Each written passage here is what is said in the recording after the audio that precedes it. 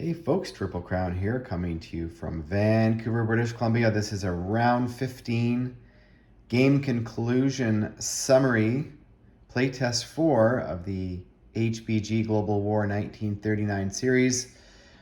And it is an Allied victory. The Axis finished with only 10 victory cities, meaning they needed 12 to win. And they fall too short.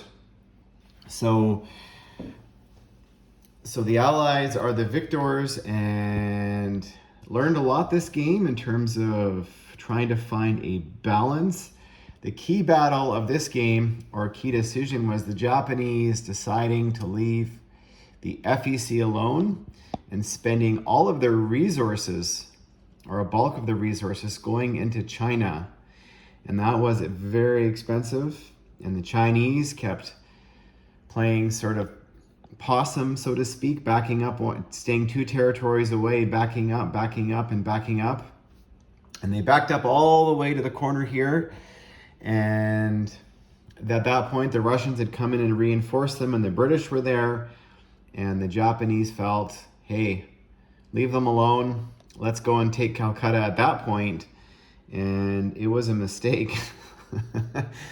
It was a mistake because, well, they had cold ice when they battled for Calcutta, but they might not have won it anyways, even if the dice were average. And that just came down to the Japanese just had so many infantry and their pips were not high enough to overcome the FEC, even though they had the numerical advantage. Now, it's interesting, in some variants of this game, all you have to do to subdue China is to push them back into the corner territories bordering Russia, and that is enough to sort of take care of the Chinese, and then the Japanese are free to go and do whatever they want. But as you can see here, now these 2 chips represent 10, these 2 black chips. So Hong Kong is surrounded by 15, or actually 16 KMT infantry. They do have a fortification sitting in Hong Kong, but they only have 7 infantry there. And in Shanghai, there's currently about 8 or 9 KMT and some Russian fast movers. There's 2 heavy armor and artillery and a mech. And they're surrounding probably about 11 infantry, a fighter, and a bomber. And the Russians have gobbled up all of the northern territories in Asia, which were originally Japanese controlled. The Philippines has held. The Japanese were able to use their transports and grab everybody from mainland of Japan and bring them down. And they were also use their destroyers, which they're allowed to do. 2 destroyers paired together are allowed to non-com a 1 infantry per turn.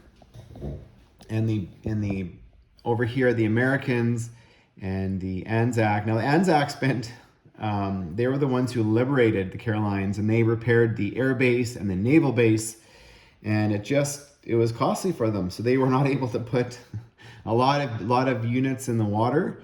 However, their combined fleet is larger than the Japanese fleet over here, but they do not have enough to take it out, and they do not have enough ground units yet to overcome. There's about 14 ground units sitting in the Philippines with a fortification and a pillbox. So they just don't have enough to do it, and probably won't for a couple turns. Like, even though this looks like dire straits, the Japanese economy is only, I think last turn, about 62. So they're whittling down. The FEC was able to liberate Singapore, which the Japanese put up a strong defense. They built a fortification, and they used these 3 transports to bring down another 6 guys.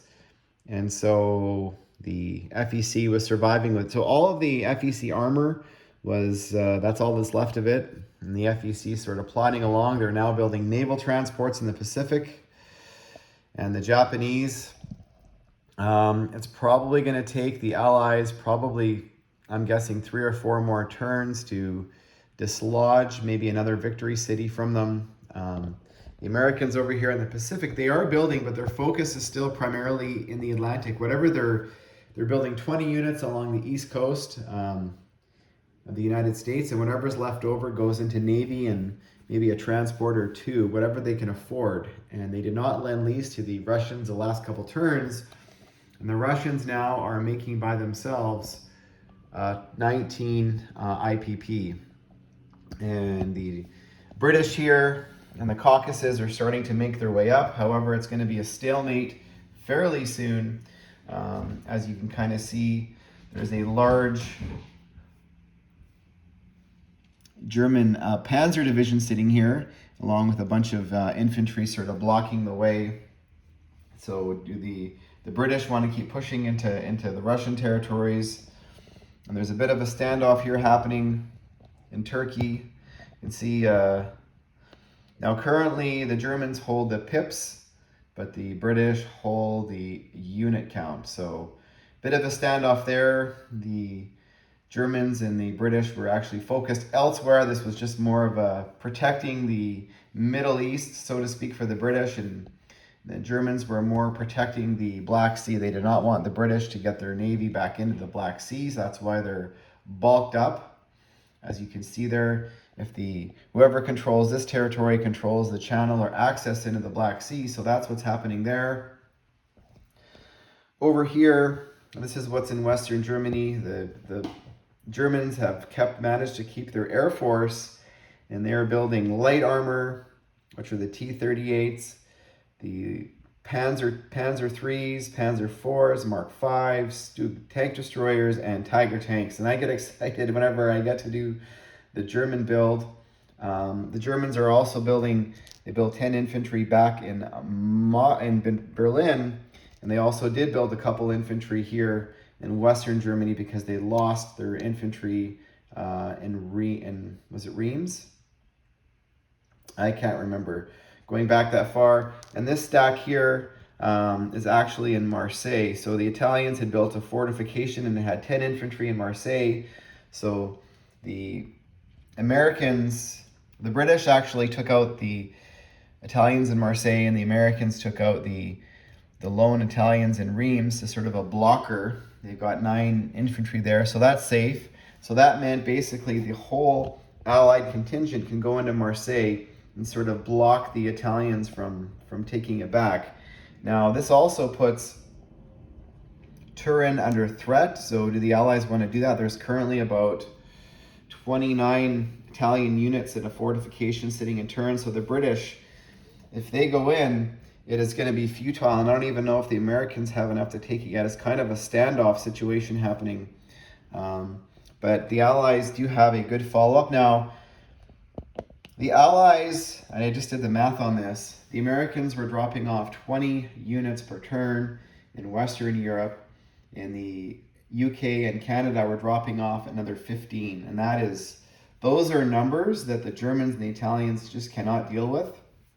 But it's easier to defend, and especially if you have fortifications. So it's going to be, again, a few more turns before the Allies decide which direction they're going to go in. But that is sort of the conclusion of the game. The Americans, they built another 20 units back home. Over here in the Pacific, I would imagine the Allies, because they don't have enough to take the Philippines yet, do they then break the back of the Japanese by whittling down their economy and using some of their naval transports to go gobble up these money islands, which currently here, there's actually no Japanese units present. So that's an easy pick-off. And same with Celebes, there's nobody there. So now that there's a naval base sitting here in the Carolines, those should be easy territories for the Allies to pick off. This one territory, Dutch New Guinea, there's currently 6 Japanese there, so that's an expensive endeavor if the Allies want to do that. And that is only worth 2 IPP, so that's going to be interesting there. So it's funny, I teased CB's Bill in his game. Does he want to play the unlimited round game until you decide a victor?